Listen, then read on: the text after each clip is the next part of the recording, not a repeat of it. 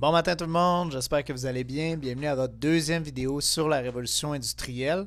Euh, je- donc, qu'est-ce qu'on va faire dans cette vidéo-là? Premièrement, je vais juste répondre aux questions, une question que j'ai reçue par beaucoup de monde sur courriel. Ensuite, je vais corriger les pages avec vous et je fais la nouvelle matière. Donc, c'est un peu tout le temps comme ça que je vais essayer de fonctionner.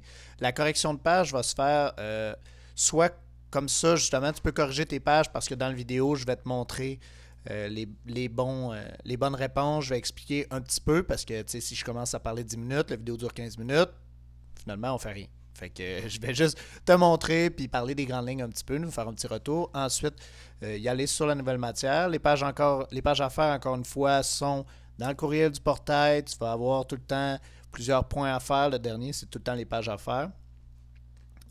Donc, premier élément, ah oui, donc, quand je bouge la souris sur Internet comme ça, puis je me filme en même temps, il y a un petit délai, ça bug un petit peu, donc je vais essayer d'aller lentement. Ça veut dire achète-toi pas un ordinateur à rabais. C'est le genre de choses que tu vas avoir si tu fais ça. Aussi, comme le son était mauvais dans les autres vidéos, c'est pour ça que j'ai l'air d'un Teletubbies présentement avec mes écouteurs de gaming. C'est ce que ça donne aussi quand tu achètes un ordinateur à rabais. Donc, première chose que tu as appris dans ton cours, ne le fais pas. Donc, ici, pour écrire, la question que j'ai reçue beaucoup, c'est ah, monsieur, j'écris dans le cahier, puis là, finalement, ça disparaît ou ça n'enregistre pas. Okay? Souvent, moi, encore une fois, j'ai des problèmes techniques. Vous pouvez me poser la question, c'est sûr que je vais essayer de vous aider, mais encore une fois, première chose à faire, euh, c'est qu'il faut que tu essaies d'être débrouillard autonome parce qu'à un moment donné, moi, je suis pas là, je peux pas voir qu'est-ce que tu as essayé, qu'est-ce que tu as mal essayé, qu'est-ce que tu fais de pas correct. Fait que premier point, débrouillardise. Deuxième point, demander à tes parents. Troisième point, si vraiment rien fonctionne, ben contacte-moi puis je vais tenter de t'aider, mais encore une fois, sur courriel, c'est difficile. Donc, premier élément, c'est par rapport à l'écriture, aller sur le pinceau qui se trouve en bas à gauche, vous le sélectionnez. Ensuite, vous sélectionnez le pinceau qui est en haut à gauche. Par la suite, vous pouvez écrire dans le livre sans problème. Là, ce qu'on me disait, c'est que souvent l'écriture ne s'enregistrait pas, vous n'étiez pas capable, ça disparaissait ou peu importe. Ce qui se passe en fait, c'est que lorsque vous fermez l'écriture ou vous changez de page, par exemple, là je vais changer de page, j'espère que la vidéo va être correcte encore une fois, c'est pas quelque chose que j'ai le contrôle, donc je change de page, je reviens, l'écriture est encore là. Pourquoi? Parce que ici, j'ai encore mon pinceau de sélectionner. Si je ferme ça, hop, ça a disparu. Là, je contacte mon prof. Monsieur, ça disparaît. Attends un petit peu. OK? Regarde bien. Là, je reclique. Et voilà, ça réapparaît. OK? Fait que ça l'a enregistré. C'est juste qu'il faut que tu sois sur le mode écriture pour que ça réapparaisse. C'est un peu ça. Aussi, quand ça se déplace, tu vois les quatre flèches qui se trouvent en haut du pinceau, juste ici. D'accord? Je les sélectionne. Si jamais l'écriture se déplace, ou tu changes de page ou quoi que ce soit, tu sélectionnes ça, puis tu peux bouger ensuite. OK? Fait que là, tu peux replacer ça sans problème. OK? Donc ça, c'était le point technique que j'avais plus de questions. Encore une fois, je suis encore là. Je ne veux pas vous faire sentir mal si vous m'envoyez un email pour un problème technique. Là, ça arrive. C'est juste que moi, j'ai de la difficulté à vous aider vu que je suis à distance. Je ne sais pas qu'est-ce que vous avez fait, etc. Bon. Donc, on fait un petit retour sur les pages à voir. Encore une fois, ça, fais ta correction comme ça en écoutant la vidéo. C'est relax, tu as le temps de le faire. Puis je donne tes explications en même temps. Fait que tu peux faire pause sur la vidéo. Encore une fois, je n'irai pas en profondeur à chaque fois parce que j'ai pas beaucoup de temps sur une vidéo. Donc, si c'est en ordre chronologique, tu suivais les dates. C'était assez simple. Maintenant, il fallait que tu dises les 4 pays qui font partie du Royaume-Uni aujourd'hui. Donc, ces 4 pays-là sont en caractère gras souvent. C'est tout le temps ça. Les petites écritures, c'est les villes. Plus grosse écriture, c'est les pays. Okay? 4 pays composent le Royaume-Uni. Donc, tu as l'Angleterre, l'Écosse, l'Irlande et le Pays de Galles. C'est pour ça que le Royaume-Uni ou United Kingdom, c'est le Union Jack. En fait, c'est ce que tu retrouves là. C'est l'Angleterre, l'Écosse et l'Irlande du Nord, combinés ensemble, qui donnent le Royaume-Uni. Encore une fois, c'est bizarre, la question disait 4. Puis il y a 4 pays qui composent le Royaume-Uni. Comment ça se fait que le Union Jack, il y a juste 3 pays qui le composent? C'est parce que ça ressemble à ça Ça ressemble à ça, le drapeau du Pays de Galles, puis j'imagine que dans l'Union Jack, ils ne savaient pas où mettre un espèce de gros dragon rouge, ok? Fait qu'il n'y avait pas d'espace, fait que finalement, ils l'ont pas mis dedans, mais ça fait partie quand même du Royaume-Uni. Ici, il fallait que tu surlignes la découverte qui amène l'invention de la machine à vapeur. En fait, c'est la découverte que l'utilisation du charbon était bon était propice pour produire de l'énergie. Okay? C'était une bonne source d'énergie. Fait que si tu as juste surligné charbon, on découvre le charbon, ça fonctionnait aussi. Ici, les avantages de la machine à vapeur, du système de transport des nouvelles qu'on fait avec les nouvelles inventions, qu'est-ce que ça a aidé par rapport aux entreprises? C'est que ça permettait de se transporter plus rapidement, d'être moins dépendant au vent, par exemple, ça soit plus efficace et que ça coûte moins cher, en fait. C'était plusieurs éléments que ça aidait pour le transport de produits. Ça, je te laisse le faire. Ici, il fallait que tu surlignes les éléments qui étaient en rapport avec... c'est des facteurs explicatifs, donc pourquoi il y a eu... qui explique qu'est-ce que c'est, pourquoi il y a eu la révolution industrielle, qu'est-ce que c'est la révolution industrielle et des conséquences de la révolution industrielle. Donc, c'est tous les mots qui avaient en rapport avec ça. Fait qu'une main-d'œuvre bon marché, ça faisait qu'il y avait beaucoup de travailleurs qui ne coûtaient pas cher. Pourquoi? Parce qu'ils venaient nouvellement d'arriver dans les villes. Les nouvelles inventions, comme par exemple la machine à vapeur ici et la mule Jenny, qui aide avec la production textile, tous ces éléments-là. En bas, ça dit nomme 4 facteurs qui ont favorisé l'industrialisation. Donc, on les avait parlé, c'était les 3 thèmes. Là, il y a 4 facteurs, mais que j'ai divisé en 3 thèmes dans le cours précédent.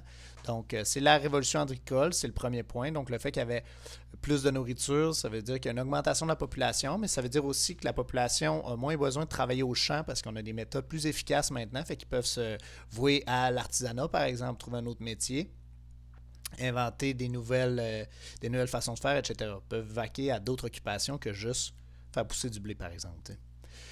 L'abondance de main-d'œuvre, c'est que vu qu'il y a une augmentation de la population, mais vu aussi que la population sort des territoires agricoles pour aller en ville, il y a beaucoup de main-d'œuvre, il y a beaucoup de travailleurs qui sont disponibles pour travailler. La disponibilité des capitaux, ça c'était le point économique, c'est-à-dire qu'il y a beaucoup d'argent en Angleterre et il y avait des grands investisseurs parce qu'il y a des gens qui sont enrichis énormément. Et dernier point, c'est la découverte du charbon comme source d'énergie. Donc, ça a été une source d'énergie beaucoup plus efficace que, par exemple, le bois lorsqu'on fait de la combustion, ce qui a permis le fonctionnement de la machine à vapeur, qui est beaucoup plus efficace, encore une fois, que de brûler du bois. Donc, maintenant, je vais vous parler des conséquences de la révolution industrielle. Okay? Donc, la révolution industrielle, concrètement, qu'est-ce que ça change? Bon, dans le mode de production, dans le mode de vie des gens, dans la façon de fonctionner de la société, etc., etc. Donc, la première chose, c'est que la production se fait complètement différemment. Okay? On passe d'une production atelier, ça veut dire avec un artisan et des employés qui travaillent dans un petit établi pour produire un objet à une cadence assez lente. Okay? Donc, je te montre par exemple des ateliers. En bas, c'est une femme au foyer avec ses enfants, mais tu vois qu'elle produit une quantité beaucoup moindre que si elle est en usine, par exemple. D'accord? Donc, ici, tu vois, il y a un forgeron. Ici, il y a probablement un artisan qui fait de l'ébénisterie, donc du travail du bois. Donc, qu'est-ce que ça fait? C'est que ces travailleurs-là produisent, oui, font des produits de qualité normalement parce qu'ils mettent plus de temps pour le faire, mais le fait qu'ils mettent plus de temps pour le faire, ça veut dire qu'ils en produisent beaucoup moins dans la journée. Okay? Ça veut dire qu'ils en font moins, ils font moins d'argent, puis ils peuvent pas subvenir à une grande demande. Okay? À la révolution industrielle, on va passer de cette fabrication artisanale-là, où est-ce que tu produis 1, 2, 3, 4, 5 objets par jour, et on va passer à la production à grande ampleur, okay? Avec la machinerie de l'automatisation. Ça, encore une fois, c'est la mule Jenny. À noter que tu vois, il y a énormément de femmes qui y travaillent, okay? Parce que l'industrie du textile a explosé à cette époque-là. Et les femmes ont été excessivement... ont été un vecteur important de ça.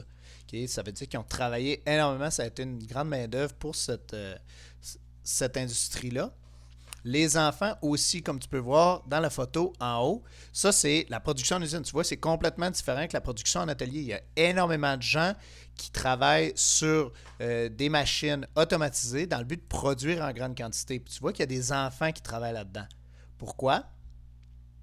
Parce que, comme tu vois, ils sont très restreints dans l'espace. Okay? Les machines aussi laissent peu d'espace. Ça peut dire que ça prenait des gens de petite taille pour pouvoir atteindre certaines pièces lorsqu'une machine était bloquée, etc., etc. Ça, qu'est-ce que ça fait aussi? C'est que c'était excessivement dangereux pour les enfants. Je vais en parler plus tard. Ici, tu vois, par exemple, il y a l'industrie ferroviaire où est-ce qu'on construit des trains, en fait, des wagons de train. Donc ça aussi, c'est une industrie florissante qui est la métallurgie, qui est le travail du métal. Tout ça ayant comme objectif d'augmenter la production. Donc la productivité est excessivement augmentée pendant la révolution industrielle. Donc ça a été un changement énorme. Donc on passe d'artisans qui produisent une petite quantité de produits par jour à une production de masse en usine où est-ce qu'on va pouvoir fournir la terre entière, veut pas. Là. Ils vont envoyer leurs produits, ils vont exporter leurs produits un peu partout. Puis vu que c'était un empire, la Grande-Bretagne, le Royaume-Uni, vu que c'était un empire planétaire, ben, ça veut dire qu'ils pouvaient vendre partout dans le monde avec ça. Une autre chose qui a été, une autre conséquence de l'industrialisation, ça a été l'urbanisation. Qu'est-ce que ça veut dire? Ça, c'est les gens qui passent de la vie en campagne pour aller en ville. Donc ici, il y a un graphique qui se trouve dans votre livre qui est excessivement représentatif de la situation, où est-ce qu'on disait que 20% de la population habitait en ville en 1780, dans des villes de plus de 5000 habitants. Puis là, ça va avoir complètement changé 60 ans plus tard. C'est vraiment rapide, là, 60 ans plus tard. Je te rappelle, là, il y avait l'Enclosure Act. L'Enclosure Act, la loi de l'enclosure, c'était quoi? C'est qu'avant, il y avait des pâturages publics, okay, ou à très faible coût. Est-ce que les éleveurs, les agriculteurs pouvaient aller là, okay, puis ils étaient partagés. Mais avec les lois de l'enclosure, ça a permis à des grands investisseurs d'acheter ces terrains-là, de les fermer, puis de les rendre privés. Fait que tous ces travailleurs-là, il a fallu qu'il y ait un autre endroit. Il y avait plus d'endroit pour travailler, puis de toute façon, il n'y avait pas d'argent pour s'acheter une terre. Donc, ils ont tout déménagé en ville. Puis vu qu'il y avait des usines qui ouvraient, c'est aussi là qu'il y avait de l'emploi. Fait que la grosse majorité de la population s'est étalée là. T'sais, ils se sont déplacés. Puis encore aujourd'hui, ce graphique-là a augmenté. Okay, le pourcentage d'urbanisation aujourd'hui dans nos sociétés est en vaste majorité. La population est en vaste majorité dans les villes comparativement aux terres agricoles. L'une des conséquences qu'il y a eu à ça aussi, c'est que les villes étaient excessivement polluées. Beaucoup d'usines, beaucoup de gens. On ne faisait pas attention à tout ce qui était pollution, environnement. Okay? Notre but, c'était de produire, notre but, c'était de faire de l'argent. Donc, ça pouvait donner des images comme celle-ci, par exemple, où est-ce qu'il y a un smog intense qui s'installe. Ça, c'est mauvais pour la santé et pour la qualité de vie aussi. On disait même que le style vestimentaire de l'époque était hyper sombre, noir-gris. Pourquoi? Parce que on se disait, même si c'est habillé en blanc, en belle couleur, de toute manière, ça va finir toute sale. Okay? Fait que ça sert à rien. Donc, le truc, c'est pas de réduire la pollution. Mais non, le truc, c'est de s'habiller en noir, comme ça paraît plus si t'es sale. Problème réglé si ça paraît pas. Fait que, ça, c'est une problématique. Puis, des fois, on pouvait même voir des rails de chemin de fer passer en plein milieu d'une ville. On pouvait détruire des édifices, généralement des édifices qui habitaient des personnes pauvres. On les chassait avec nulle part où aller, on les détruisait, puis on construisait une rail de chemin de fer en plein milieu, juste à côté d'une usine utilisant du charbon, et ça, c'était ton quartier. Fait que la qualité de vie n'était pas géniale. Ça, c'est une peinture par Claude Monet qui dépeint un petit peu cette situation-là, le smog qu'on pouvait y voir qui rendait la vue, qui limitait la vue énormément, surtout le soir. Puis ça, qu'est-ce que ça faisait? Ça faisait que le crime était excessivement élevé. Pourquoi? Parce que grande pauvreté, on voit très mal le soir et le son se propage moins rapidement, moins facilement lorsque il y a du gros brouillard, mine de rien. Ça a donné lieu à de nombreux criminels très reconnus comme Jack l'Éventreur, okay, qui est un meurtrier en série puis qui tuait des femmes le soir. Il n'a jamais été pris. Okay? Puis c'est justement parce que l'une des choses, c'est que c'était difficile de gérer ce taux de criminalité très élevé-là. Aussi, à un moment donné, Londres avait 3 millions d'habitants. 3 millions, c'est pas énorme quand tu y penses comparativement aux villes d'aujourd'hui.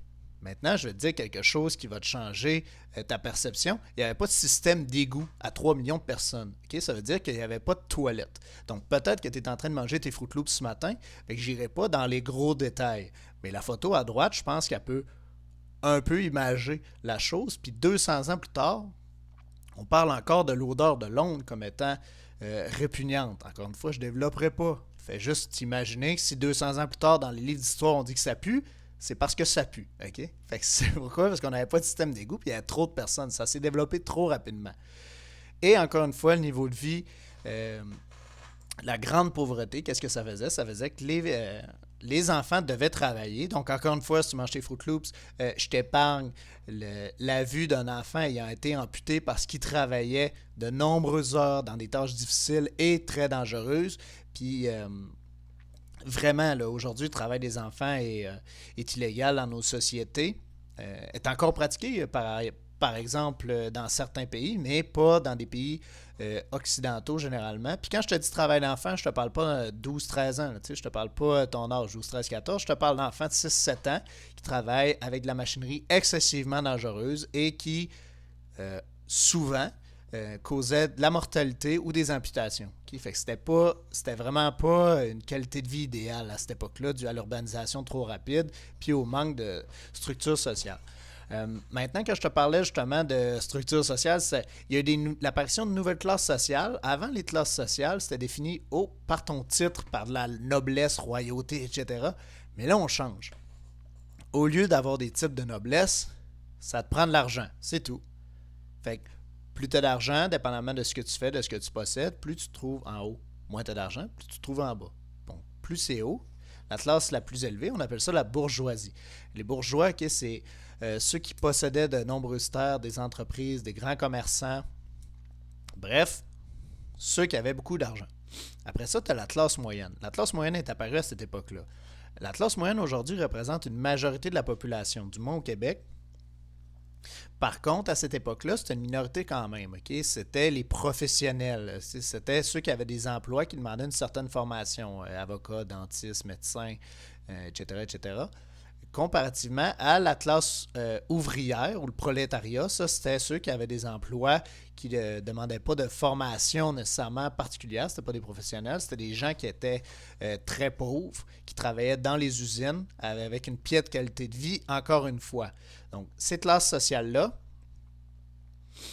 fonctionnaient uniquement selon l'argent. Parce que tu pouvais passer de la classe ouvrière si tu réussissais par quelconque moyen à faire de l'argent, ben, tu vas monter de classe. Okay? C'est assez simple par rapport à ça. Par contre, c'est pratiquement impossible parce que tu pars de rien. Okay? Parce que là, j'ai mis 1, 2, 3, mais on s'entend que quand je dis que la bourgeoisie a beaucoup d'argent, c'est qu'ils ont beaucoup d'argent. Okay? Beaucoup plus que la classe ouvrière. Puis même à ça, la classe ouvrière, présentement, elle a trop d'argent. Fait que là, je vais lui enlever la moitié. Puis même à ça, ça ne représente pas grand-chose. Ça ne représente pas ce que c'était, mais tu vois un peu l'image de la chose. Donc, encore une fois, je pense que j'ai dépassé un peu le temps des vidéos. Je m'en excuse. Je vais réduire le nombre de pages que si tu veux, comme ça, on va être quitte. Encore une fois, dépose ce que tu as fait sur Shobi. Moi, je le vérifie le lundi. Donc, après ça, le mardi, tu vas pouvoir corriger à l'aide de cette vidéo-là. Encore une fois, je ne corrigerai pas. Je vais vérifier tous les numéros, mais je ne commencerai pas à dire « Ah, ça, tu aurais pu écrire ça, ça, tu aurais pu écrire ça », parce que ça va me prendre 6 mois pour corriger à chaque semaine, ce qui est mathématiquement impossible. Donc, encore une fois, j'ai vu que vous êtes très actifs, vous m'envoyez beaucoup de courriels, je vois qu'il y a beaucoup de vues, pas pour un YouTuber normal, là, mais pour moi, c'est bon, beaucoup de vues sur ma chaîne YouTube, plus que j'ai le nombre d'élèves, ce qui est bon signe. Fait que ça veut dire que vous participez, c'est correct, c'est une bonne chose, vous prenez ça à cœur, parce que quand on va revenir à l'école, il va falloir que vous soyez prêts à ce qu'on recommence. Fait que je suis content de vous savoir impliqué, mais encore une fois, je suis pas surpris, parce que vous êtes des bons élèves, travaillez fort. Je sais que c'est une période difficile, mais vous faites ça bien, puis on va tous s'en sortir. Fait que bonne journée, puis à la semaine prochaine. En fait, à la semaine prochaine, à dans sûrement 15 minutes, dans ton vidéo de géographie.